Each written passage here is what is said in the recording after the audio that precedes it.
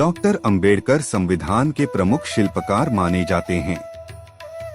उन्होंने संविधान को सामाजिक न्याय पर आधारित बनाया। समानता, स्वतंत्रता और बंधुत्व को भारतीय समाज का आधार बनाने पर विशेष जोर दिया। अस्पृश्यता, भेदभाव और असमानता के विरुद्ध कठोर संवैधानिक प्रावधान कराए। वे स्वयं कहते थे, मैं ऐसे संविधान को कभी नहीं मानूंगा जिसमें सामाजिक और आर्थिक न्याय नहीं होगा।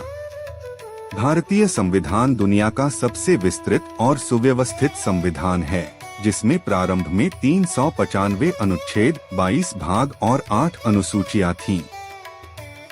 भारतीय संविधान दिवस, जिसे संविधान दिवस प्रत्येक वर्ष 26 नवंबर को मनाया जाता है। इस दिन 1949 में भारत की संविधान सभा ने संविधान को अपनाया था। यह न केवल एक ऐतिहासिक तिथि है, बल्कि भारतीय लोकतंत्र की महान यात्रा का प्रतीक भी है। संविधान दिवस का उद्देश्य नागरिकों में संविधान के प्रति सम्मान, समझ और जागरूकता बढ़ाना है।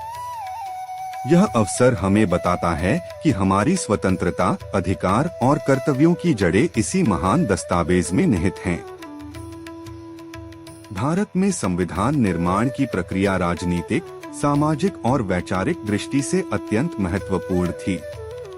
1946 में संविधान सभा का गठन हुआ, जिसमें विभिन्न प्रांतों और संस्थानों से चुने हुए सदस्य शामिल थे।